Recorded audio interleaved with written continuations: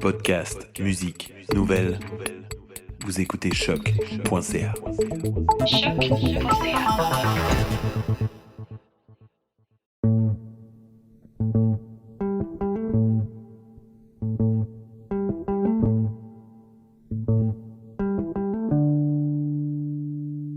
Bonjour tout le monde et bienvenue dans le balado Plug ta manette. Nous sommes une gang d'étudiants à l'UQAM dans la maîtrise en communication, concentration jeux vidéo et ludification.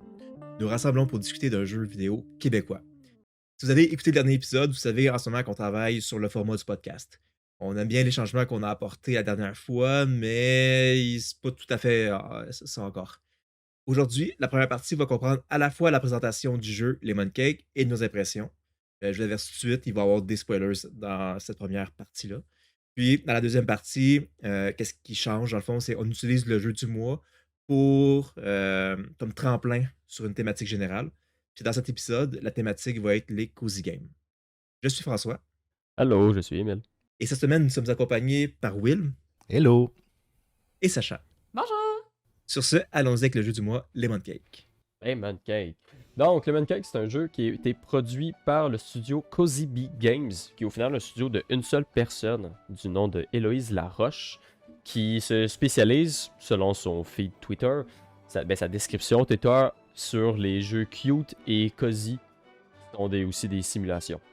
Donc, Lemon Cake, au final, rentre un peu dans cette optique-là. C'est un jeu qui va avoir une esthétique mignon et aussi avoir un rythme assez cozy, qui est un jeu au final de simulation de cuisine. Un peu à la style Diner Dash ou encore Overcooked à la limite.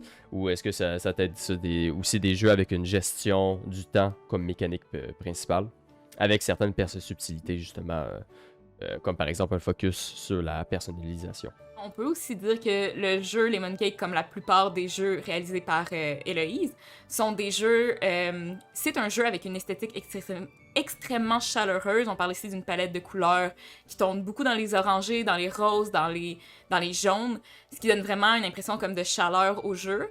On peut aussi parler du fait que, étant donné que c'était un jeu qui a été réalisé par une seule personne sur environ 2 ans, le début du développement a l'air d'avoir commencé environ en 2020, il y a des bugs, on va en parler peut-être plus tard, il y a des bugs, il y a des problèmes de mécanique, c'est pas un jeu excessivement poli, mais on s'y attend étant donné que c'est un jeu créé par une seule développeuse. Mais ça n'empêche pas que le jeu est quand même une belle expérience à vivre et que aussi si on veut comparer le jeu par exemple à Dinner Dash ou l'autre jeu, comment tu l'appelles? Overcooked. Overcooked. Une des grandes différences, c'est qu'on ne peut pas échouer dans Lemon Cake. Il n'y a pas la notion d'échec, il n'y a pas la notion de... Il y a la notion d'erreur, il y a une manière de rendre le jeu plus efficace, de rendre notre expérience de jeu dans une efficience. Je sais pas comment formuler ça correctement. Mais de plus en plus efficace. Ouais, mais on peut pas perdre à proprement parler. On n'est pas obligé de recommencer des niveaux. Il y a vraiment une progression qui s'annonce, qui est très naturelle, qui est très fluide, qui est... C'est le truc intéressant justement de Lemon Cake, parce que vu qu'on peut pas échouer, au final, si on est maladroit dans l'utilisation des mécaniques du jeu et ainsi de suite, le seul défaut que ça l'amène, c'est juste que ça devient plus long à atteindre les choses. C'est par exemple, au final, chaque journée, chaque chose qu'on fait dans une journée de travail, que ça soit préparer des gâteaux, les pâtisseries, servir les clients, nettoyer les plats, s'assurer qu'il y a assez de place pour chaque client, donner les commandes assez rapidement, s'assurer de rien cramer, nettoyer sa cuisine, ce genre de choses-là. Tout ce qu'on fait, au final, va nous donner de l'XP.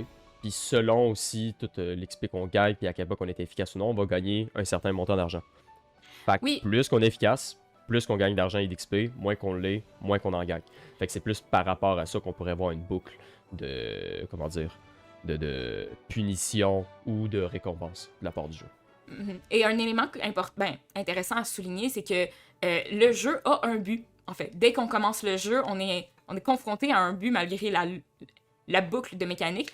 Le but est de débloquer la recette du gâteau au citron et le citronnier pour avoir du citron pour faire le gâteau au citron. Donc, pour ce faire, il va falloir débloquer non seulement des points d'XP, comme tu as souligné, mais aussi de l'argent. Donc, c'est un peu ça la finalité du jeu au final. Puis aussi, vous avez parlé, quand vous parlez d'efficacité, moi j'ai été surpris par le choix des pâtisseries que tu fais ou la cuisine que tu décides de faire et le menu que tu proposes aux clients. Tu dois quand même le varier, tu dois quand même faire une rotation parce que ça aussi, si tu veux être la personne la plus efficace possible dans le jeu, tu dois faire attention à ce que tu mets en vente parce que il y a certaines combinaisons que, par exemple, si tu mets trop de pain, ben il n'y a pas assez de diversité, des choses du genre, des combinaisons à faire qui doivent changer au fil de tes journées de travail. Puis tu peux juste faire un menu qui est pas du tout diversifié puis il n'y aura pas de problème, tu n'es pas pénalisé comme on parlait. Mais le fait que tu peux aussi comme optimiser tes profits de cette manière-là, moi j'ai vraiment apprécié ça, là. Et par rapport aussi à cet équilibre-là d'optimisation, il y a aussi la mécanique que plus qu'on utilise une recette, plus il y a une petite note qui va donner des bonus d'argent. Et donc, il va falloir, si on veut optimiser notre jeu et terminer le jeu le plus rapidement possible, il va falloir réussir à trouver l'équilibre entre des recettes qu'on réalise souvent et échanger fréquemment pour avoir plus de pourboires, pour avoir plus de bonus. Donc, c'est un bel équilibre que le jeu propose, malgré l'absence d'échecs, en fait. Parce que c'est ça, au final, l'argent, à quoi qu'elle va servir? Mais l'expérience va servir à augmenter de level, ce qui nous permet de débloquer des recettes, alors que l'argent va nous permettre plutôt de débloquer des compétences dans un arbre de compétences. Puis les compétences, ça peut être des choses quand même très utiles, comme par exemple avoir plus de fours pour pouvoir cuisiner plus rapidement, mais pas nécessairement plus rapidement, mais plus de choses en même temps, donc plus rapidement, ou sinon carrément personnaliser sa chambre, parce qu'au final, le jeu nous donne accès à genre une chambre personnelle qu'on peut personnaliser, rajouter des choses, une bibliothèque, une armoire à linge, avec laquelle on peut personnaliser son personnage, et ainsi de suite.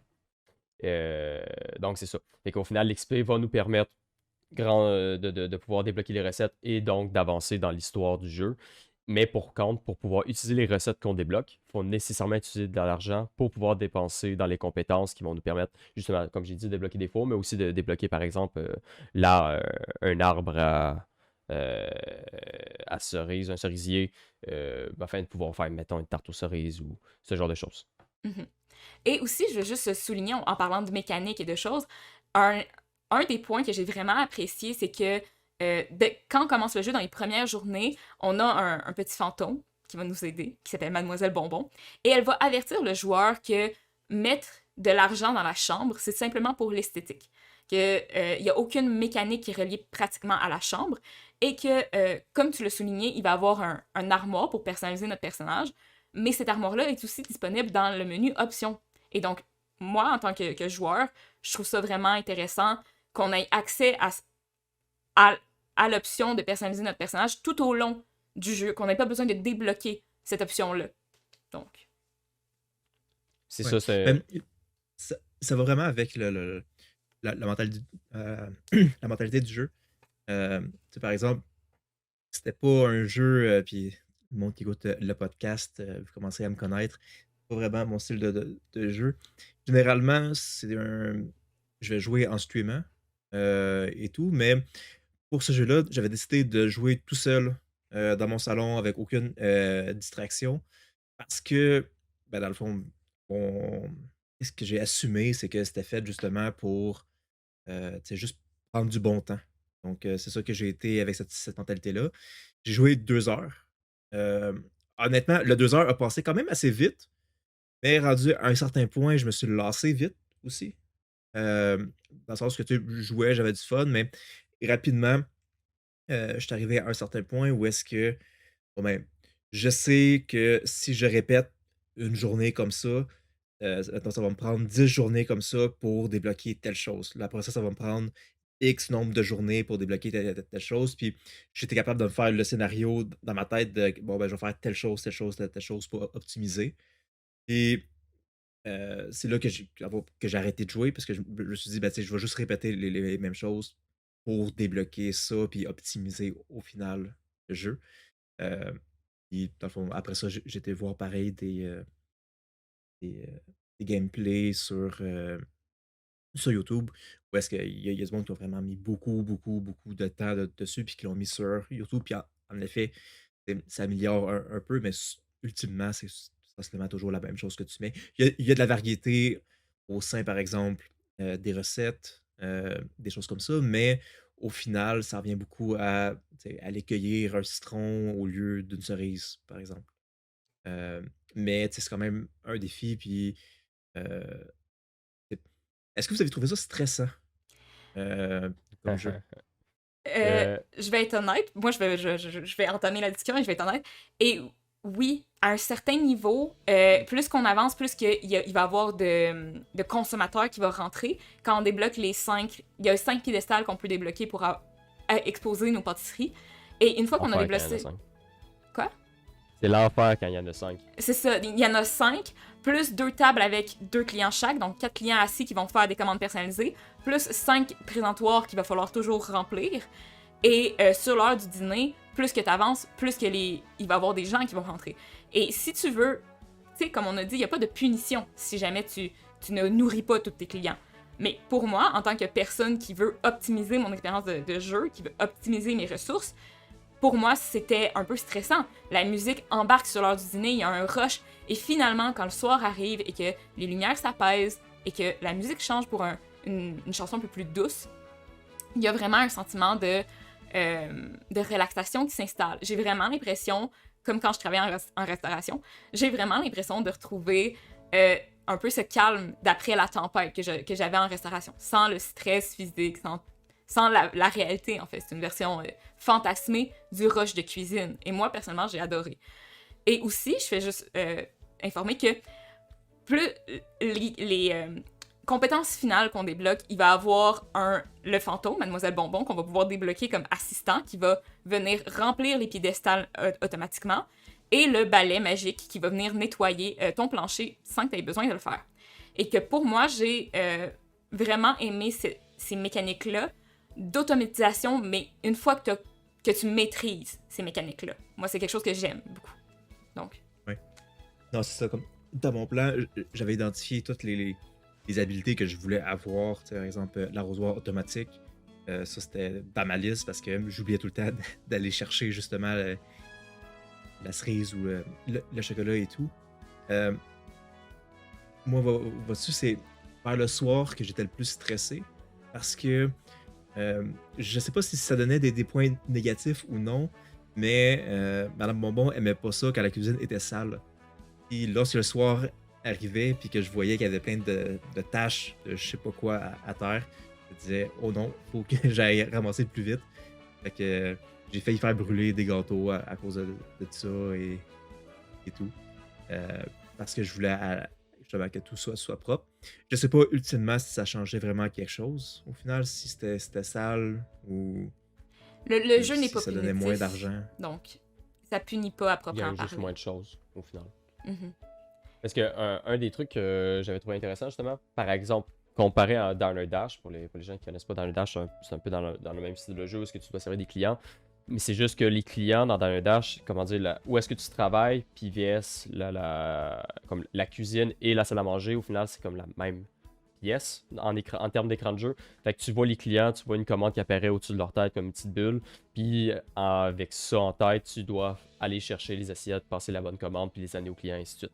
Ce qui est intéressant dans Lemon Cake, c'est qu'en fait, tes clients, tu les vois pas tant. Parce que la majorité de ton temps, tu vas la passer dans la cuisine. Fait qu'à chaque fois que tu rentres dans la salle à manger, puisque la salle à manger et la cuisine sont séparés, c'est deux écrans séparés. À chaque fois que tu vas dans la salle à manger, c'est soit pour nettoyer les assiettes, apporter les commandes, ou sinon aller remplir les... Damn, j'ai oublié le nom. Présentoir. Les Les présentoirs. piédestals, Ah, les merci. présentoirs. Les présentoirs, c'est ça, les présentoirs à bouffe. Fait que, ce qui fait en sorte que même si le jeu peut devenir stressant, parce que justement, tu as plein de clients, ça l'arrête pas, ils sont toujours en train de vider tous tes présentoirs à vitesse de l'éclair, puis ça roule. Le fait de pas voir les clients, j'ai trouvé ça intéressant au niveau justement par rapport au stress que je peux procurer. Parce que oui, tu deviens de plus en plus efficace, mais le fait que tu ne voyes pas le rush nécessairement en cuisine fait en sorte que ça limite quand même un peu l'anxiété possible. Même si au final, genre au début, ça me gossait un peu, justement, je trouvais ça un peu stressant parce que je voulais être efficace et tout. Mais en même temps, si ça tu fais comme un lâcher prise, puis tu rentres dans ton flow, puis tu vas avec ton propre rythme, puis ça se fait un peu naturel. Tu deviens naturellement de plus en plus efficace, rapide, puis C'est ça. Et C'est un aspect intéressant. Et juste aussi un aspect, c'est que quand on a des clients qui vont être assis aux tables, si on ne répond pas à leurs commandes assez rapidement, ils risquent de partir, en fait. Mais moi, ce que j'ai apprécié, parce que j'ai laissé partir des clients, et ce que j'ai apprécié, c'est que il y a pas, il y a même pas une petite émoticône genre très très fâchée. T'as juste une petite bulle rouge là, avec un bonhomme qui est comme un peu triste, mais t'as pas ce sentiment d'échec que ton client est parti. T'sais. Tu fais comme, j'aurais pu faire mieux, mais t'as pas la pression du jeu qui va te punir parce que t'as un client qui est parti, tu sais. Et ça fait du bien. Un jeu qui est gentil. Dans la version hardcore, tu débloques un Google Business, puis ils mettent des 1 étoile. Il y a des reviews qui apparaissent en pop-up en haut de l'écran. Là. Très bon service. C'est ça. Si Mais, je peux tu me veux dire permettre, quoi, Will? ouais, ben en fait, vous m'entendez pas depuis le début de l'épisode, puis je suis un peu sous le choc en fait. J'ai l'impression que j'ai vraiment pas approché le jeu comme. Pas nécessairement approché le jeu, mais j'ai pas vécu l'expérience que j'aurais pu vivre en jouant à ce jeu-là. Dans le sens que j'étais arrivé un peu de reculons en ouvrant le jeu. Je me disais, ah bon, l'esthétique, c'est pas vraiment mon genre, ce genre de jeu-là non plus. Le thème de la cuisine, honnêtement, ceux qui me connaissent le savent, là, côté cuisine, j'ai aucun intérêt là, puis j'ai aucune compétence là-dedans non plus. Mais j'ai rentré dans le jeu, puis rapidement, je me suis rendu compte que c'était quand même plaisant, puis que j'appréciais faire justement toutes les commandes, puis de gérer les différents ingrédients pour faire différentes recettes, tout ça, d'avoir à choisir la bonne recette en premier pour ensuite pouvoir faire cette pâtisserie-là. Il y a plein de détails que j'ai aimés. Mais un peu comme François, j'ai réalisé à un certain point, j'ai eu comme un déclic du genre, ah oui, je vais devoir faire désolé du terme d'anglicisme, là, du grind, je vais devoir répéter tout le temps les mêmes pâtisseries. Puis là, je commençais à essayer de trouver qu'est-ce que je dois répéter comme pâtisserie pour pouvoir monter mon arbre de compétences, pour me faire plus d'argent. Mais là, il y a le système de pourboire qui rentre en place, tout ça. Ce qui fait en sorte que j'ai pas du tout approché ça comme un jeu relaxant. Puis j'étais vraiment dans l'optimisation au maximum. Puis quand que je suis revenu à la base, je me suis dit, bon, ben, il faut juste que je fasse plein de pâtisseries, puis que j'ai joué comme pendant quelques heures, là, peut-être 2 heures aussi. Puis je me suis rendu compte que c'était pas mal la même boucle de pâtisserie à faire qui revenait. Je me suis dit, bon, ok, ça devient moins intéressant pour moi. Là, j'ai commencé un peu à hésiter, puis j'ai arrêté de jouer au final. Mais après, vous parlez de genre, ah, la chambre, vous pouvez la décorer. Ah oui, il y a telle personne que tu peux embaucher. Il y a telle chose que tu peux faire. Puis je suis comme, wow, ok, je me suis jamais rendu là. Puis j'ai jamais pu découvrir ça. Pour moi, c'était, il y a un petit bonhomme qui rentre dans le restaurant. Il demande une chocolatine. S'il fait une chocolatine, il s'en va. Il donne $1. Puis c'est tout. Donc, Mais je sais pas. justement, par rapport à comment tu dis que tu as approché le jeu, puis tout ça, c'est justement un truc intéressant, mais on pourra en parler par rapport au Cozy Game, mais tantôt comme on en parlait, là, Mhm. du genre en général, mais justement, le grind, c'est à chaque épisode, j'ai dit à quel point que j'ai eu ça pour mourir, mais puis justement, il y a comme une sorte de truc entre, il y a, il y a un lien qu'on peut faire, il y a un rapprochement qu'on pourrait faire entre Spiritfarer justement puis Lemon Cake par rapport au grind, parce que ces deux jeux justement qui vont se présenter comme étant cozy, étant un feel-good game, d'une certaine façon un wholesome, mais que on the side à ça, t'as comme plein de. Tous les systèmes du jeu font en sorte que. Allez, c'est de plus en plus efficace, puis t'as l'impression qu'on te pousse dans le cul. Puis genre, tu veux aller le plus vite, puis le plus efficace possible. Puis genre, limite, dans Lemon Cake, justement, t'as pas réellement cette pression-là, en fait. Mais on est tellement habitué de voir des jeux à système, des simulateurs de ce style-là, qui vont agir comme ça avec toi, que genre, inconsciemment, automatiquement, paf, il y a tout cet instinct-là qui embarque. Il y a tout cet instinct-là qui embarque. Puis c'est comme ça peut venir un peu comme contredire les propos du jeu d'une certaine manière. Ouais, Mais mais maintenant que tu le dis, ça renforce mon idée en fait que j'étais pas l'audience cible pour ce genre de jeu-là, ou en tout cas, je suis pas nécessairement compatible avec ce genre de jeu-là, dans le sens que, comme pour Spiritfarer aussi, moi j'ai un jeu qui est supposé être relaxant, je l'ai vu comme quelque chose de vraiment demandant, puis c'était pas autant rushé dans le temps, si je peux me permettre, là, pour essayer de donner les bonnes pâtisseries. Puis là, je parle de Spiritfarer. Mais même si j'avais pas de limite de temps comme ça, j'étais en train de calculer mes prochains déplacements tout le temps. Tandis que justement, avec les pâtisseries, j'étais en train de me dire, OK, je dois mettre telle pâtisserie dans le four. Ah là, j'ai ma table, je devrais préparer une recette. Puis j'étais rendu au point où je me disais que je vais faire plus de croissants au chocolat parce qu'il vaut plus en ce moment. Puis ma note est meilleure pour ce croissant-là. Puis là, je parle d'un gain de 5 sous. Là. C'est comme, c'était ridicule, mon affaire, ça allait loin. Puis au final, je me disais, bon, ben, je suis en train de faire du grind, mais je suis en train de relaxer en même temps. Est-ce que le grind pour moi, c'est quelque chose de relaxant? Est-ce que c'est quelque chose de plus demandant? Puis c'est là que je pense qu'il y a une incompatibilité. Là. Moi, je veux juste rajouter un peu que un aspect que j'ai aimé de Lemon Cake, c'est que, étant donné que justement ce grind-là n'est pas puni s'il n'est pas optimisé, moi, c'est souvent le jeu que je vais starter quand je veux écouter une série ou quelque chose dans le genre. Je vais souvent starter Lemon Cake et faire des parties de jeu avec uniquement le pain, le pain baguette, la première recette qu'on débloque du jeu, avec seulement ça dans mon menu, en fait. On peut partir une journée avec une seule recette. Et que je vais faire de manière complètement automatique le mouvement de faire le pain. Et comme ça va m'occuper les mains et le cerveau à un certain degré pendant que je peux écouter un film, écouter une série, écouter des podcasts pendant que je le fais, en fait. Donc, moi, je suis vraiment plus le public visé pour ce type de jeu, je crois.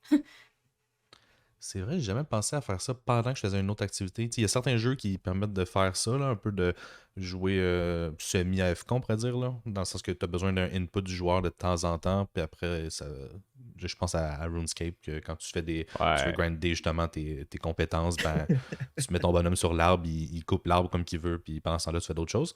Mais ouais, c'est vrai, moi, je suis pas quelqu'un qui fait faire ça par réflexe, par habitude.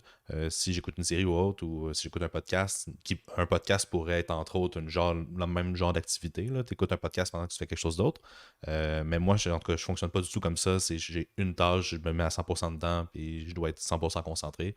Donc, c'est peut-être aussi ça qui fait en sorte que Lemon Cake, qui est supposé être relaxant, qui est supposé être, mais en fait, qui n'était pas puni pour tes erreurs, et qu'en fait, tu n'as pas vraiment d'erreurs que tu peux faire, tu peux juste laisser les clients repartir. Ben, moi, j'étais 100% investi dedans, puis j'étais à la course, monsieur, il veut le biscuit au chocolat, mais madame, elle me veut une chocolatine, merde, j'ai fait un croissant, ça n'a pas fonctionné, je dois le jeter, mais j'ai perdu du temps, puis ça allait loin, là, ma réflexion, puis j'étais sénère. Ah non, ma mémoire avance pas, mon Dieu, ma vie est ratée. Oh non, qu'est-ce que je fais? Le stress étudiant qui n'arrête jamais. Non, ben c'est ça. J'ai un point là-dessus, mais c'est valide pour toutes les Cozy Games, fait qu'on en reparlera. Ok. Qu'est-ce que j'aimais du jeu, en fait, c'est un jeu que j'aimerais faire essayer à ma fille. Et c'est probablement quelque chose que ma blonde aimerait, ou est-ce que. et Surtout que tu pouvais avoir. Je me suis pas rendu là, mais j'ai vu que tu pouvais avoir des animaux, et, transformer ton café en café chat, là. Euh, Puis que, tu sais, pour ceux qui ont déjà été dans un café chat, il y en a plusieurs à Montréal, par exemple. Tu sais, je vous le conseille, c'est quand même agréable. Tu rentres, puis il y a plein de chats partout. Tu peux les flatter pendant que tu bois ton café. Même moi qui est allergique aux chats, ben, j'aimais ça être là, donc ça en dit. Par contre, j'aimerais parler un peu des bugs, parce que Sacha, t'en as parlé. En fait, tu as mentionné qu'il y avait des bugs, Mhm. mais moi, c'est l'inverse. En mon 2 heures de jeu, j'en ai pas trouvé. Puis je trouve ça quand même impressionnant, considérant que c'est jamais une personne. Fait que quel bug tu parlais? Moi, avec, j'en ai pas vu de bug. Ok, je veux. C'est très très sérieux et pas de blague, mais je pense honnêtement faire un speedrun de Lemon Cake parce que je maximise et optimise mon gameplay avec les bugs. Donc, Wow. quand je parle. Nouvelle catégorie de speedrun, c'est incroyable. Je vois des facepalms à travers les webcams en ce moment. Mais en tant que tel, quand je parle de bugs, si, mettons, on double-clique pendant qu'on nourrit les fours avec du bois, on peut utiliser une planche de bois pour nourrir 2 fours en même temps. On peut nettoyer une table jusqu'à 4 fois. On peut faire une recette et la laisser durant la nuit, et donc le lendemain matin faire une recette qui vaut plus que... mais en ayant le pourboire d'avoir changé le menu. Bref, j'ai vraiment essayé de optimiser les bugs, mais aussi par rapport à ça, j'ai aussi brisé le jeu plusieurs fois, comme si on passe le balai pendant que l'inspecteur de santé et sécurité, M. Moustache, inspecteur Moustache arrive et qu'on est en train de passer le balai, Ça va complètement briser le jeu.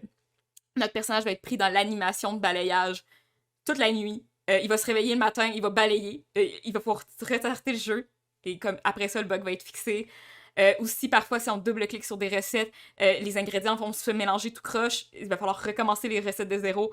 Bref, donc, quand on essaye vraiment d'optimiser le jeu avec les bugs, on peut rencontrer des bugs un peu plus négatifs, mais bref, donc oui, moi, j'adore le fait que c'est un jeu qui est un peu janky de temps en temps, ça me permet vraiment d'optimiser le jeu pour en faire sûrement un jour un speedrun.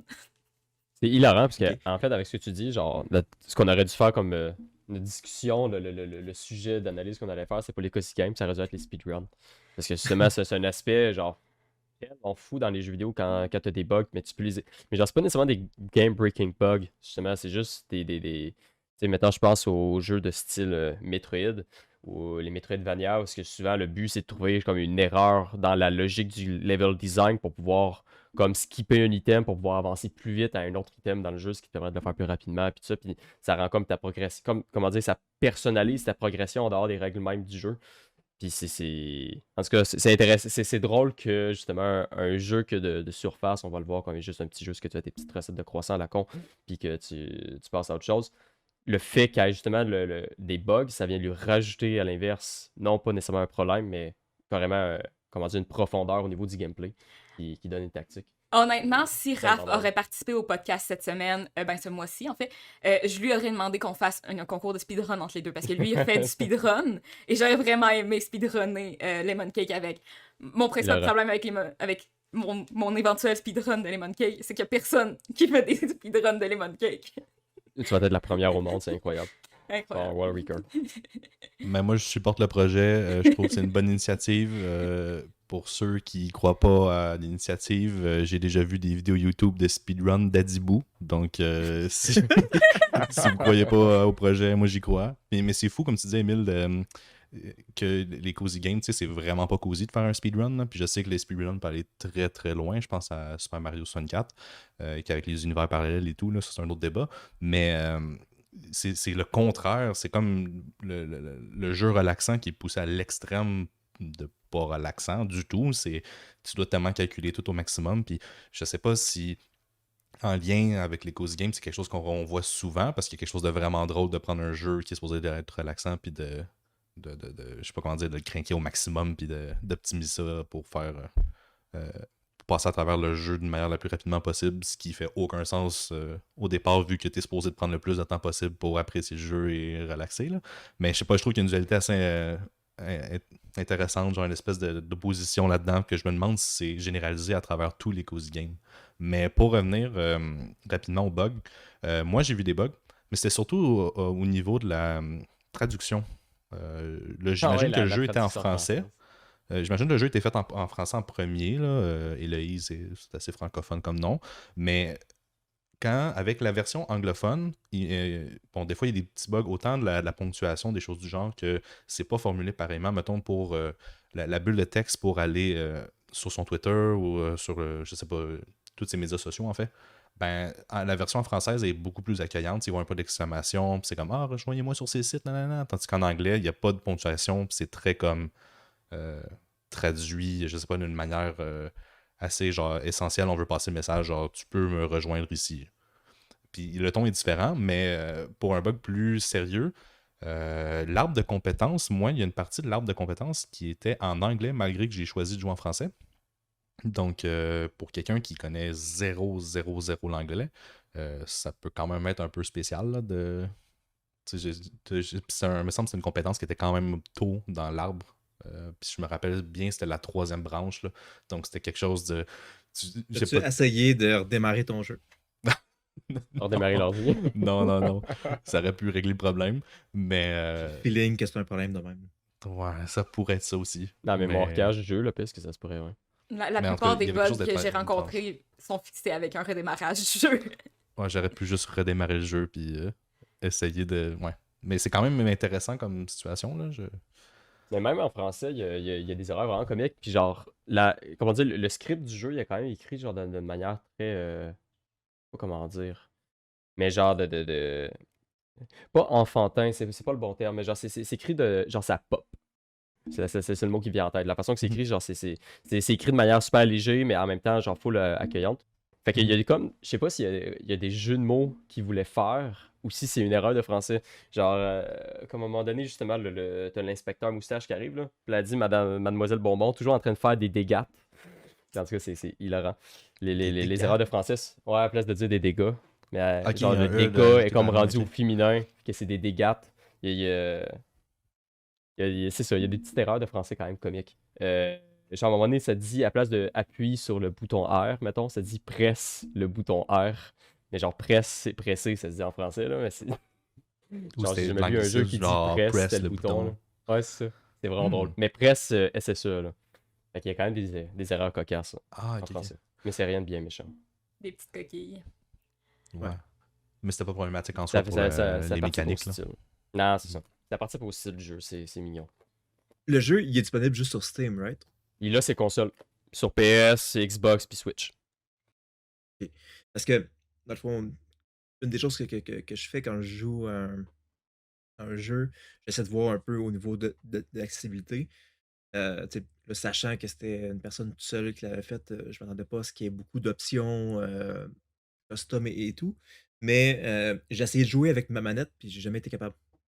Il y a la version PC ne supporte pas la manette.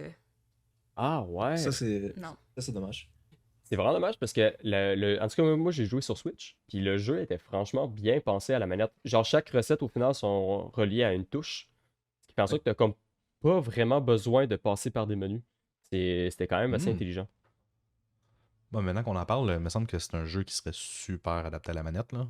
Plus que même le keyboard and mouse. C'est ça que je voulais, parce que justement, j'ai dû déplacer mon clavier un peu, puisqu'avec les touches que je touchais le plus, à la fin j'avais mal.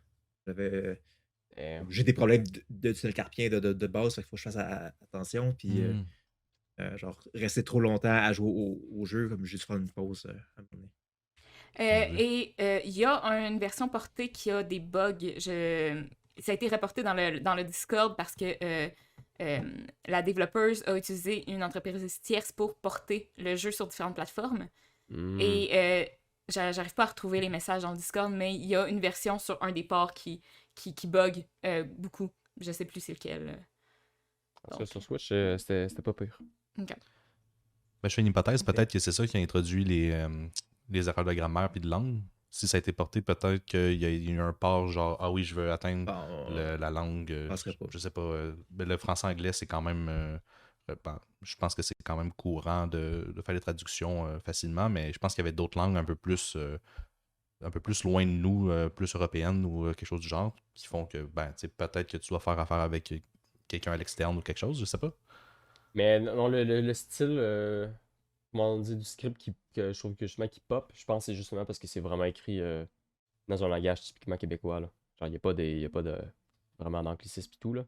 Mais genre, à l'oral, le lire à haute voix, ça fait très québécois. Mais de toute façon, Héloïse Laroche, je sais pas si ça parle français ou si c'est une québécoise anglaise ou... Est-ce que tu le sais, Sacha?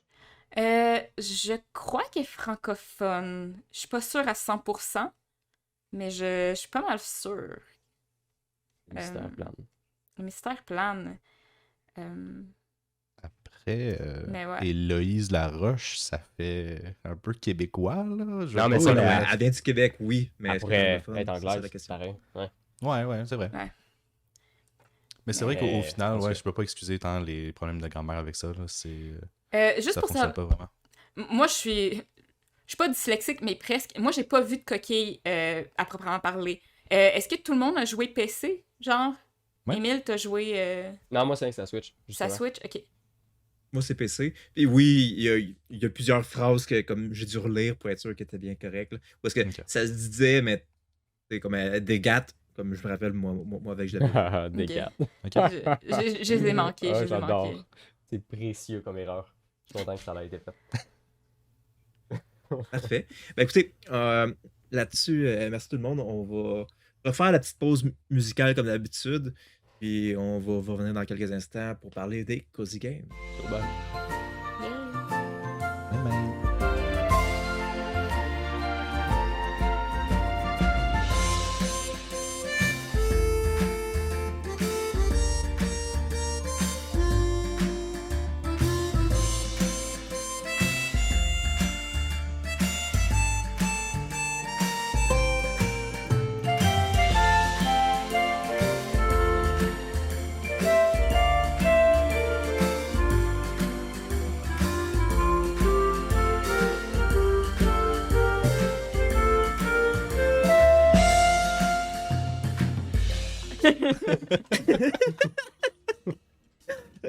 Oh my god. Malade. Bon, Un parfait. silence. Moment de silence awkward que non, on va censurer ça, fait que vous n'avez pas entendu pourquoi est-ce qu'on C'est bon. rit. Là-dessus, deuxième partie, c'est quoi un cozy game? Est-ce que Émile, tu peux nous décrire c'est quoi? Yeah. Bon, fait qu'un cozy game, honnêtement, le terme il a commencé vraiment à être popularisé depuis la COVID, là. Je sais pas si vous êtes au courant ou non, mais il y a un jeu qui s'appelle Animal Crossing. Puis pendant la COVID, le jeu, ça a fait une explosion de malade. Genre, c'est passé d'un jeu carrément de niche à genre juste le jeu le plus vendu de la Switch. Même, en fait, je sais pas s'il a battu Mario Kart. Mais en tout cas, Animal Crossing, c'est rendu genre l'une des séries de Nintendo qui s'est vendu le mieux ever. Fait que c'est fou raide. Fait que, avec. Genre, c'est arrivé plus ou moins en même temps, mais avec ce succès-là, un peu, genre pendant le COVID, puis après, on voit que vraiment de plus en plus, il y a un intérêt qui est pour les jeux, on va dire, genre, pas nécessairement avec des punitions, pas nécessairement avec des défis, des jeux qui sont plus, justement, cozy, des jeux qui vont être plus wholesome. Souvent, le terme qu'on va voir, c'est soit cozy games ou wholesome games, ou en français, jeux bienveillants. Puis honnêtement aussi, avec toute la mode qui s'est un peu partie avec l'époque de la Wii, de Nintendo, à vouloir rendre les jeux de plus en plus accessibles, comme on peut, comment dire, on peut tout faire un gros lien historique avec comment dire, le rendre les jeux plus accessibles, avec des jeux qui veulent être plus bienveillants envers son public, qui veulent être plus confortables à jouer, puis ce genre de choses-là. Comme, mettons, on peut juste penser à... Je suis en train de perdre mon explication, on va arrêter ça là. Puis... Coudon, c'est ça. Fait que, tu sais, mettons, le cliché qu'on pourrait donner aux Cozy Games, ça serait des jeux comme Harvest Moon ou plus récemment Stardew Valley, qui est sûrement, justement, qui ressemble un peu à Animal Crossing. Mais c'est aussi un style de jeu qu'on peut retrouver dans des jeux quand même très différents. Tu sais, souvent, les Cozy Games, mettons, si justement on pense à Lemon Cake, c'était des jeux qui vont être souvent, ou encore à Stardew Valley, c'est des jeux qui sont souvent des simulations, des jeux de simulation. Est-ce que le but, c'est souvent de devenir de plus en plus efficace? Un jeu où est-ce que on pourrait dire qu'ils sont zen, parce que c'est des jeux où est-ce que la mécanique principale, au final du jeu, amène souvent de la répétition de mouvements encore et encore, ce qui veut t'amener dans un genre de flow, de trance, entre guillemets, d'une certaine façon. Mais franchement, genre, c'est vraiment un terme valise qui définit à la fois une esthétique, qui va être souvent une esthétique quand même queer, une esthétique mignon, une esthétique de couleur pastel, justement chaleureuse, comme on avait décrit Lemon Cake au début et tout. Mais c'est aussi... Cozy Game peut aussi décrire des mécaniques, mais ça fait en sorte que vu que c'est un terme qui est quand même récent dans son utilisation, c'est pas encore hyper précis de si ça décrit uniquement des jeux avec la fusion de l'esthétique des mécaniques ou si c'est soit l'un soit l'autre. Fait que honnêtement, pour l'instant, c'est un mot fourre-tout. Mais en général, on s'entend que c'est sur un jeu qui généralement ne veut pas que tu sois stressé, que c'est un jeu qui veut que ça soit bienveillant, tant en termes de passe-temps, mais aussi en termes de plus philosophique ou de termes, plus philosophique ou de concepts. C'est pour ça justement que je parlais d'une esthétique queer. Il y a quand même beaucoup de jeux avec des propos queer qui se retrouvent dans la catégorie des Cozy Games. Parce que justement, le but, c'est d'être bienveillant envers son public. Par exemple, on avait déjà parlé de Barfront Dungeon, on va en reparler un peu tantôt, mais Barfront Dungeon pourrait rentrer dans justement un esthétique de Cozy Games. Même si au niveau des mécaniques, c'est un simulateur de drague. Quoi qu'un simulateur de drague, c'est des jeux qui se basent quand même beaucoup sur la répétition. Fait que, mystère.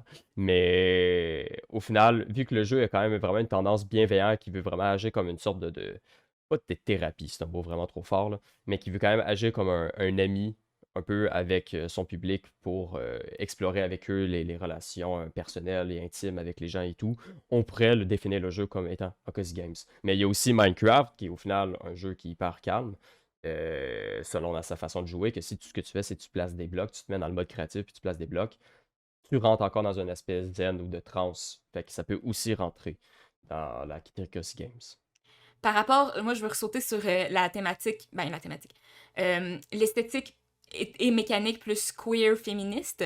Lemon Cake, personnellement, je ne considérais pas Lemon Cake ou n'importe quel jeu de Cozy Game comme étant des jeux intrinsèquement féministes ou queer, parce qu'il n'y a pas vraiment de dialogue sur la diversité ou des choses comme ça, mais encore là, il y a la notion fondamentale de bienveillance, où est-ce que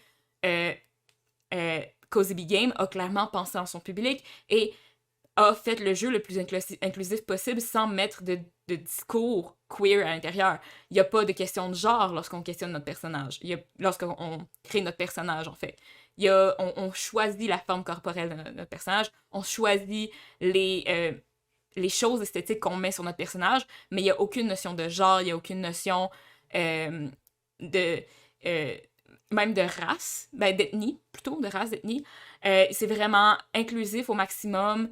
C'est vraiment dans une attitude de bienveillance, sans avoir un discours féministe ou queer, mais que ça reste quand même dans les thématiques par défaut, presque, parce que par la bienveillance, on tombe dans les théories féministes, tu sais.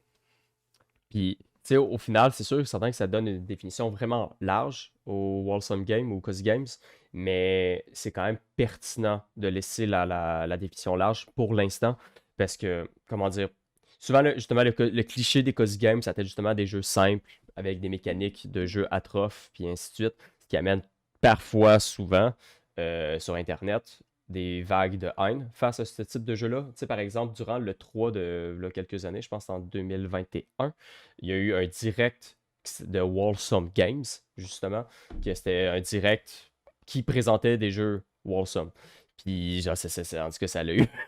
Il y a eu tellement de messages haineux puis toxiques pendant cette présentation-là, justement, parce que les gens, les vrais gamers décrivaient ça comme étant des faux jeux, des jeux qui te prennent par la main, des jeux de merde, des jeux cons, puis ce genre de choses-là. Mais au final, c'est ça. C'est important de laisser la définition des Cozy Games quand même large, parce que, genre, un jeu comme, mettons, Céleste, pour les personnes qui connaissent, un jeu de plateforme en 2D extrêmement difficile, avec ses thématiques, pour certains ou certaines, pourrait rentrer dans la définition des jeux bienveillants, justement. Parce que c'est un jeu qui va parler de dépression, c'est un jeu qui va te donner des options pour personnaliser la difficulté, pour faire en sorte que chaque personne puisse parvenir à faire le jeu.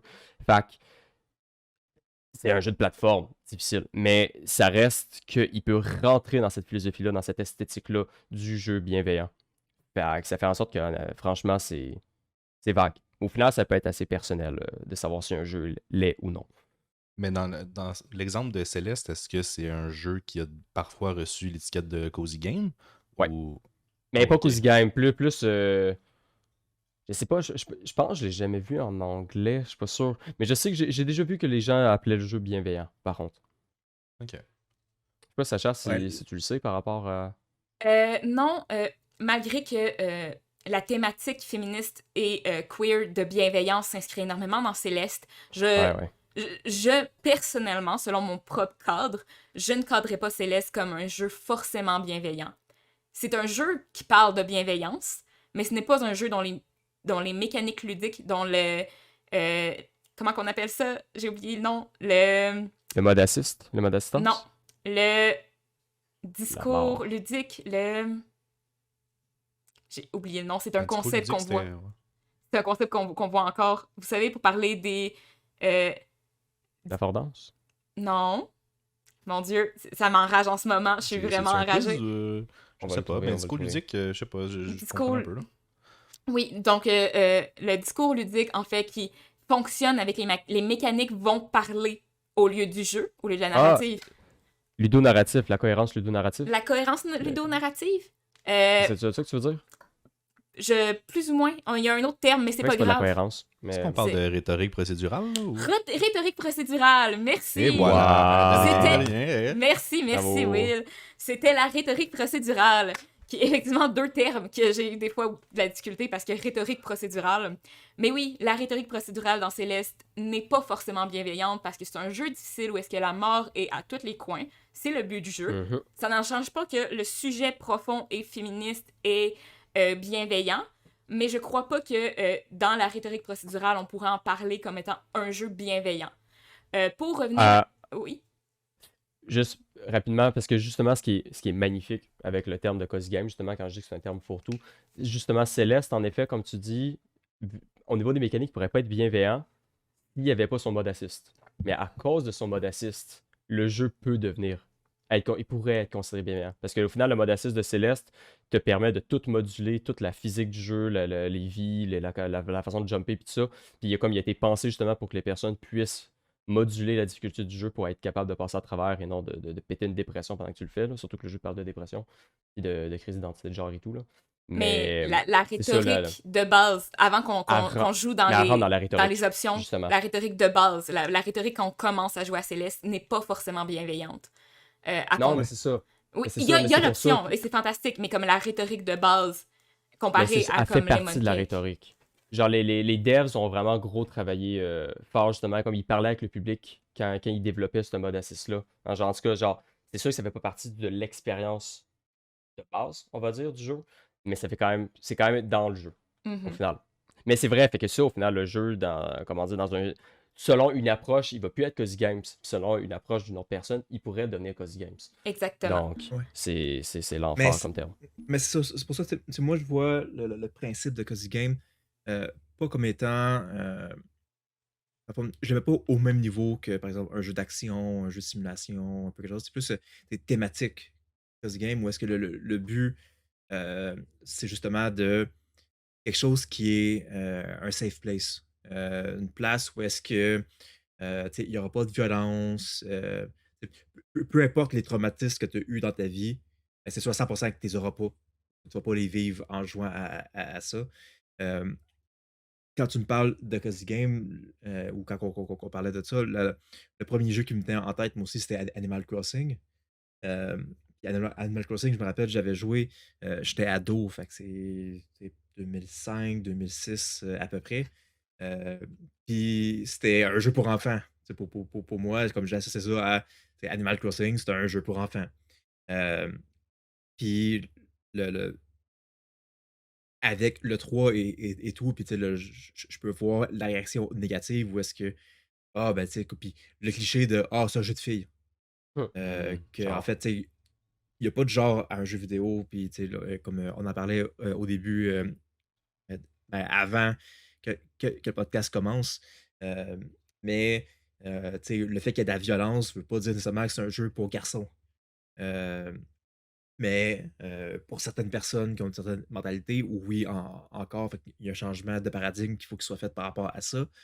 Mais tu sais, moi, quand tu parles de cozy game, généralement, qu'est-ce que je vois, c'est beaucoup des jeux que euh, concrètement, je pourrais remplacer par un bot. Euh, et souvent, c'est des jeux où est-ce que c'est des mécaniques qui sont redondantes, que tu le fais, puis avec une petite musique douce, où est-ce que justement, le but, c'est de t'immerger dans le- le jeu, c'est euh, d'oublier la vraie vie, d'oublier qu'est-ce qui se passe, d'oublier tous tes problèmes, et tu t'occupes de la petite bakery, de ta boulangerie, tu sers tes clients, t'as un petit chat qui te sourit, ta patronne, c'est un gentil fantôme qui est gentil, le méchant inspecteur, c'est aussi un fantôme, mais c'est aussi quelqu'un qui dit qu'il y a des bébites, mais qui te donne du cash. Comme, moi, j'aimais ça quand il arrivait l'inspecteur parce que c'était la façon que tu ramassais le plus de cash rapidement, c'est quand tu ramassais les bébites. Puis là, je vois Sacha qui dit non, non, mais au niveau que j'étais non optimisé. Je suis en train d'optimiser et je peux te garantir que la source d'argent, qu'est-ce qui vaut le plus cher dans tout le jeu, c'est les chats. Mais, Marrant. La ouais, rhétorique fait- procédurale fait- ici est fun. Fait que tu peux vendre les chats errants. Ça, je suis pas sûr si c'était une des sources de revenus possibles et tout. Quand j'avais fait mon analyse, justement, que j'avais regardé sur Internet pour voir si tu pouvais vendre les chats. Les forums n'avaient pas de l'air d'avoir une réponse définitive par rapport à ça. Il y avait du monde qui disait que non, il y en avait qui disaient que oui, il y en avait qui savaient qu'il n'y a aucune idée. Parce qu'il n'y a pas de pop-up nécessairement qui apparaît ou. Je me suis pas rendu là, mais quand j'ai voulu optimiser.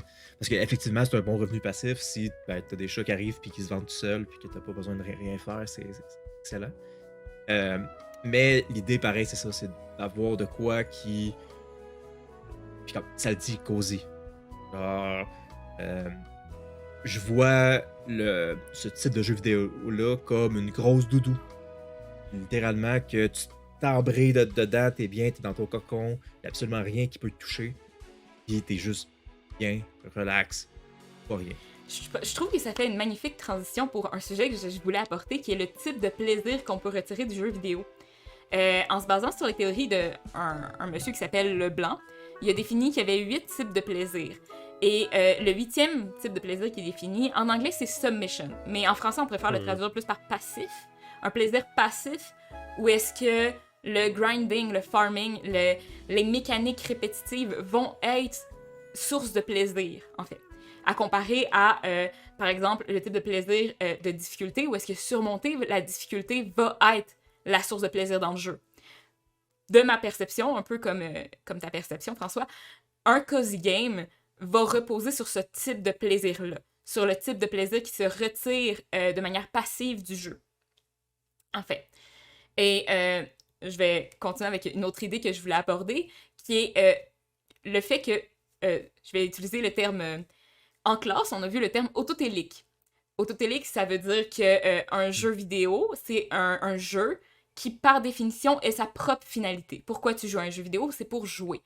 Et pour moi, de ma perception, les cozy games, les jeux qui se focus, qui se basent sur le plaisir passif des mécaniques, c'est la forme la plus pure de jeu autotélique qu'on peut avoir.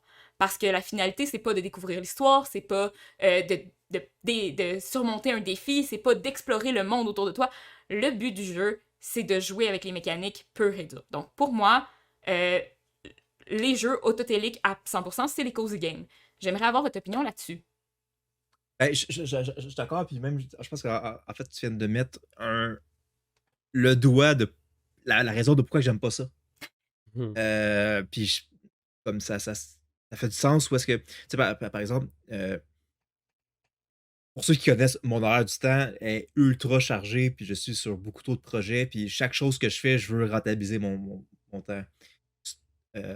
Quand je vais jouer à un jeu vidéo, quand j'ai le temps, c'est parce que tu sais, je veux pas seulement apprendre quelque chose, mais tu sais, oui, il y a l'aspect divertissement, mais puis là, ça, c'est peut-être un défaut professionnel à cette heure. Tu sais, j'essaie différents types de jeux, j'explore les possibilités et tout. Je regarde beaucoup sur les jeux, par exemple, à quel point ils peuvent être utilisés comme outils, par exemple, dans l'apprentissage, des choses comme ça. Puis, jouer à un jeu qui n'a pas de but en tant que tel, autre que de jouer au jeu. Euh, et puis, à la limite, il y en a plusieurs qui sont comme ça, mais tu sais, par exemple, un jeu que je mets beaucoup d'heures en ce moment quand j'ai le temps, c'est Assassin's Creed Valhalla. Ben, l'histoire est intéressante. Et genre, quand je me demande comment que ça va finir, puis comme j'ai hâte de progresser dans l'histoire parce que je veux savoir ce qui va se passer et tout. Je m'intéresse au lore d'Assassin's Creed. Ben, la raison pourquoi que je vais jouer à ce jeu-là, que je vais mettre des heures à temps perdu là-dedans quand j'ai du temps libre versus à un autre jeu, c'est que l'histoire, le lore m'intéresse. Fait que, oui, je suis d'accord avec toi, puis l'autotélisme, c'était une notion que je me rappelais plus, mais qui fait bien du sens dans ce contexte-là. J'ai mal porté attention. Est-ce qu'on a défini autotélisme pour le public? Oui, c'est dans le fond une activité qui existe pour elle-même, en gros. Je me demande, dans l'étude que tu as pu lire, s'il y avait un des types d'activités qui était purement axé sur la progression. Parce que, un peu dans le même sens que François, moi, c'est pas nécessairement la difficulté, c'est pas de jouer le jeu pour jouer carrément avec ces mécaniques qui sont proposées en faisant. En omettant la progression ou quoi que ce soit. Moi, au contraire, justement, c'est la progression dans un jeu, qu'elle soit facile ou difficile, le fait que tu suis un chemin, puis que même si c'est très linéaire, que tu évolues, que tu fais que tu voyages vers l'avant tout le temps, c'est quelque chose qui m'intéresse énormément. Puis moi, peut-être à cause qu'il y avait l'arbre de compétences, dès que j'ai vu l'arbre de compétences, je me suis dit, ah, je veux aller à la fin, donc j'ai commencé à optimiser. Donc, c'est peut-être pour ça que moi, j'ai peut-être un peu moins apprécié le jeu à cause qu'il y avait un élément de progression puis que je me suis trop concentré là-dessus. Mais je relance mon point avec une question. Est-ce que, euh, est-ce que si on avait enlevé le système de progression, l'arbre de compétences dans Lemon Cake, qu'on l'avait remplacé pour seulement des cosmétiques, est-ce que le jeu aurait pu être encore plus cozy? Hey, j'ai une bonne nouvelle pour toi. Je vais faire de la pub Ok. pour Cozy Bee Game. Ok. Cozy Bee Game a sorti plusieurs jeux. Mhm. J'ai joué à la plupart des jeux qu'elle a fait parce que j'aime ce type de jeu-là. Je suis Ouais. je suis une fanatique de Cozy Game. Et deux jeux qu'elle a sortis qui n'ont pas à proprement parler d'arbre de progression, qui ont moins de mécaniques stressantes, entre parenthèses, c'est Capybara Spa et Bunny Park, qui sont deux jeux qui ont pas vraiment de finalité. Comparé à Lemon Cake, il y a quand même un objectif, il y a quand même une progression. Dans Bunny Park ou Capybara Spa, oui, il va y avoir une progression, mais c'est pas toi qui as choisi. Tu fais juste faire des actions, puis plus que tu fais des actions, plus il y a des choses qui se débloquent, mais tu sais pas ce que tu vas débloquer, puis ça fait juste arriver. Puis quand tu dis des choses qui se débloquent, ça va être comme... Je prends l'exemple de Capybara Spa qui est sorti l'an dernier, je crois, en 2021, que j'ai bien aimé, que j'ai passé quelques heures dessus, et que ben la progression, c'est qu'à un moment donné, tu vas avoir des petits animaux qui vont arriver, tu vas avoir des capybaras, puis tes capybaras, ils peuvent prendre leur bain avec des tortues, avec des canards, avec des loutres. Et comme, je savais pas que les loutres allaient arriver, parce que c'est pas écrit nulle part, c'est juste que ça apparaît quand tu joues assez au jeu. Fait que je pense que ce serait peut-être le type de jeu que t'apprécierais. Ben, s'il y a une progression qui est pas planifiée, qui me permet pas de faire en fait une planification pour passer à travers, justement, je serais curieux d'essayer pour voir justement comment je vais réagir. Est-ce que je vais plus rentrer dans la gameplay loop du cozy game? Est-ce que, sachant qu'il y a un peu de progression, est-ce que c'est justement à cause qu'il y a la progression un peu spontanée, ça va faire en sorte que ça va me garder mon intérêt? C'est la première fois que j'entends ça, puis en tout cas, je suis vraiment intéressé d'essayer. Capybara Spa, il y a quand même une certaine notion d'argent, entre parenthèses. Mais Bunny Park, de mémoire, il n'y a pas de notion d'argent. Donc, Ok. je t'élance parce que j'ai bien aimé ces deux expériences-là. Proposées aussi par Cozy Big Game, que je permets de faire de la pub parce que j'aime vraiment ces jeux. Et elle a prévu faire un jeu sur un ranch qui s'appelle River Sitter. Ah, j'ai pas le nom. En tout cas, elle a prévu faire un jeu qui est censé sortir cette année. Je suis quand même assez intéressée. Je suis pas trop type cheval d'habitude, mais étant donné que j'ai pas mal aimé tout son catalogue jusqu'à présent, quelque chose me dit que je vais sûrement aimer son prochain jeu. Donc, The Ranch, pardonnez mon accent anglais, incroyable. The Ranch of Ravershine. Ravershine. C'est Ravershine. Ravershine. Ravershine. C'est le nom de son prochain, de son prochain jeu.